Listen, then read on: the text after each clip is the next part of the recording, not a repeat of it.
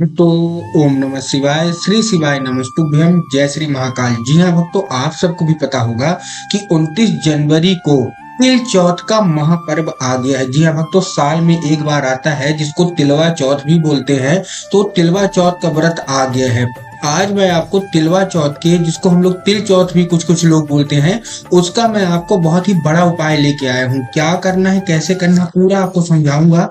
अगर आपकी कोई ऐसी मनोकामना है जो कि पूरी नहीं हो रही है, वर्षों हो गए, तो ये उपाय करने से आपकी सारी की सारी मनोकामना 100% पूरी होगी ही होगी। महादेव की कृपा आपके ऊपर बरसेगी ही बरसेगी। अगर आपके जीवन में धन की कमी है, अगर आपके जीवन में कोई ऐसी मनोकामना है जो कि वर्षों पुरानी पूरी नहीं हो रही है, तो मात्र आपको ये उपाय कर लेना है। जितने भी महिलाएं हैं जो कि व्रत रहती हैं, उपास रहती हैं, उनके लिए भी बहुत ही खास उपाय लेके आए हैं, क्योंकि वही ये उपाय कर सकती हैं। क्यों? क्योंकि उसी दिन का ये लोग व्रत रहती हैं। तो जितने भी महिलाएं मेरी यह उपाय सुन रहे हैं, उनको क्या करना है, कैसे करना है, ध्यान से समझ लीजिएगा।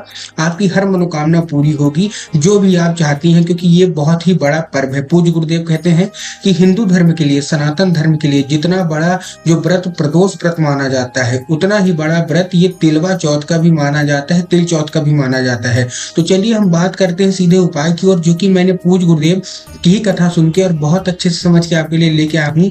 गुरुदेव की जो कथा हुई थी पिछले साल 2023 में, और तब जो तिल चौथ का व्रत आया था, उसमें बहुत सारे लोगों ने ये उपाय किए जो गुरुदेव ने बताए थे। और फिर पत्र के द्वारा, आपको भी पता है गुरुदेव की जो कथा होती है उसमें पत्र आते हैं, तो फिर पत्र के द्वारा बहुत सारे लोगों ने गुरुदेव को धन्यवाद भी किया कि गुरुदेव आपके बताए गए उपाय हमने किए और हमारी सारी की सारी मनोकामना बाबा भोलेनाथ ने पूरी कर दी। तो चलिए चलते हैं उपाय की ओर कि कौन कौन से उपाय है आपको धन प्राप्ति से, मनोकामना प्राप्ति की सारी के सारे उपाय हम आपको बताने वाले हैं। तो उपाय ध्यान से सुनिएगा, अच्छे से करिएगा। लेकिन उसके पहले चैनल पे पहली बार आए हैं तो वीडियो को कर दें लाइक और चैनल को कर लें सब्सक्राइब, ताकि पूजनीय पंडित प्रदीप जी मिश्रा के रोज नए नए उपाय जो कि मैं उनकी कथा से सुनता हूँ, श्रवण करता हूँ, सबसे पहले आपको प्राप्त करा सकूं।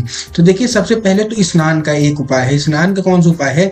जितनी भी महिलाएं हैं, जितने भी पुरुष हैं, तिल चौथ के दिन आपको करना क्या है, आप जब स्नान करेंगे तो स्नान वाले जिस भी आप बाल्टी या टब में जैसे भी आप लोग स्नान करते हैं, उसमें आपको क्या मिला लेना है, उसमें आपको केवल और केवल 3 काली तिल मिला लेना है। मतलब जिस भी आप बाल्टी में, जिस भी आप टब में, जिससे भी आप लोग स्नान करते हैं, तो उसमें आपको क्या करना है, स्नान तो करना है वही पानी से, लेकिन आपको उसमें 3 काली तिल मिला लेना है, केवल और केवल 3 काली तिल। पूज्य गुरुदेव कहते हैं कि काली तिल का इतना ज्यादा महत्व है तिलवा चौथ के दिन कि उसका कोई जवाब ही नहीं है। अगर आप काली तिल का प्रयोग अपने स्नान वाले बाल्टी में या कोई भी टब में जिससे भी आप स्नान करती हैं या करते हैं, कोई भी महिला या पुरुष, आप अगर उससे स्नान कर लेते हैं तो आपको गंगा स्नान का फल मिल जाता है। तो आपको करना क्या है, जहां भी आप, जिससे भी आप नहाते हैं, बाल्टी से नहाते हैं, टब से नहाते हैं, मोटर से, कहीं से भी नहाते हैं, आपको केवल और केवल 3 काली तिल डाल लेना है और उससे स्नान कर लेना है। पूज्य गुरुदेव कहते हैं बहुत बड़ा उपाय है आपकी मनोकामना पूर्ति का।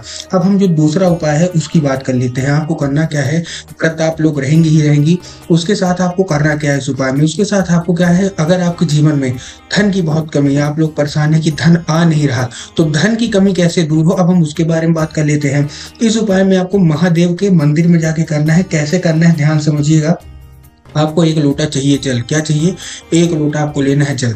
अब 1 लोटा जल आपने ले लिया। 1 लोटे जल में आपको मिलाना क्या क्या है? 1 लोटे जल में आपको 7 चने की दाल मिलाना है। क्या मिलाना है आपको? 7 चने की दाल। चने की दाल ले लिए। उसके साथ आपको चाहिए 3 समी पत्र। समी पत्र ले लिए। उसके साथ चाहिए आपको 1 बेल पत्र। अब देखिए, जो 7 चने की दाल आप लेंगे तो ध्यान रखिएगा कि कोई भी 7 के 7 चने अच्छे होने चाहिए, साबुत होने चाहिए, कहीं से भी खंडित नहीं होने चाहिए। ठीक।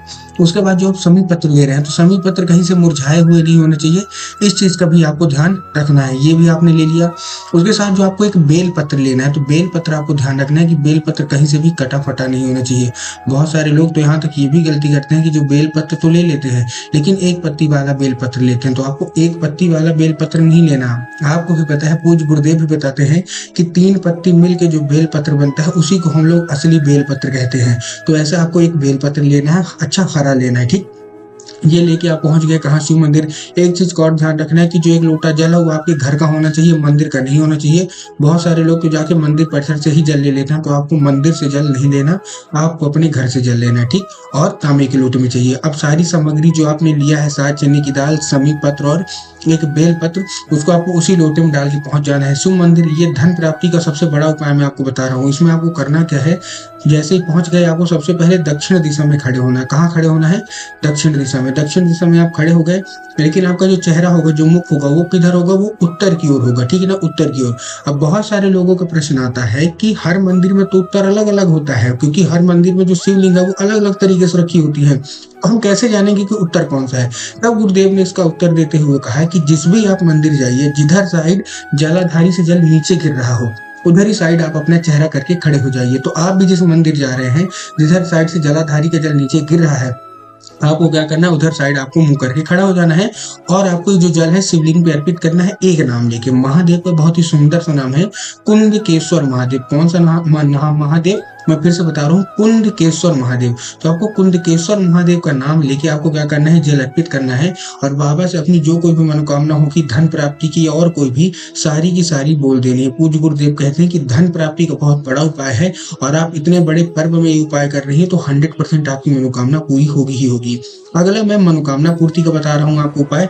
अगर आपके जीवन में कोई ऐसी मनोकामना है जो कि वर्षों पुरानी पूरी नहीं हो रही है, तो आपको करना क्या है? इसमें आपको लेना है 9 समी पत्र। कितने? 9 आपको लेना है समी पत्र। समी पत्र आपने ले लिया। अब 9 समी पत्र लेने के बाद आपको करना क्या है, ध्यान से समझिएगा। आपको पहुंच जाना है सीधा सीधा शिव मंदिर। अब 9 समी पत्र जो आप लेंगे उसमें भी आपको ध्यान रखना है कि समी पत्र कहीं से भी मुरझाया हुआ नहीं होना चाहिए। इस चीज का आपको ध्यान रखना है, समी पत्र अच्छे से लेना है, मुरझाया हुआ नहीं होना चाहिए। पहुंच गए। अब आपको 5, सबसे पहले 5 समी पत्र आपको अर्पित करना है शिवलिंग पे। कहाँ अर्पित करना है आपको? 5 समी पत्र आपको अर्पित करना है शिवलिंग पे।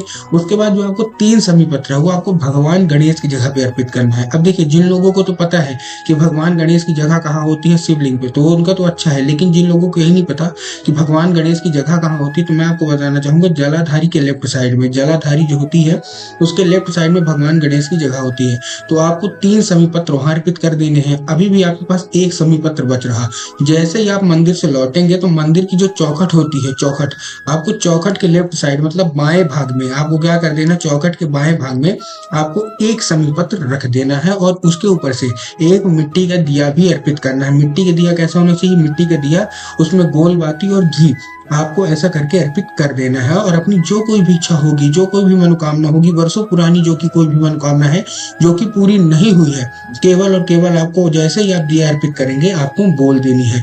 पूज्य गुरुदेव कहते हैं कि अगर आप 9 समी पत्र अर्पित कर रहे हैं बाबा भोलेनाथ को और जो आपने भगवान गणेश को भी अर्पित की है, तो आपके जीवन में बुद्धि विवेक की कमी होगी वो भी सारी की सारी समाप्त हो जाएगी और आपकी जो कोई भी इच्छा होगी, जो कोई भी आप मनोकामना लेके शिव मंदिर गए हैं और आप बाबा से जो कुछ भी मांगना चाहते हो, सारी की सारी मनोकामना बाबा भोलेनाथ अवश्य रूप से पूरी कर ही कर देंगे। तो उम्मीद करता हूँ आज के 3 या 4 उपाय जो मैंने आपको बताया समझ में आ गया होगा। उपाय अच्छा लगा होगा तो कमेंट बॉक्स में हर हर महादेव अवश्य रूप से लिख दीजिएगा और ऐसे उपाय के लिए हमारे चैनल को कर ले सब्सक्राइब। मिलता हूँ अगली वीडियो में, तब तक के लिए सबको जय श्री महाकाल।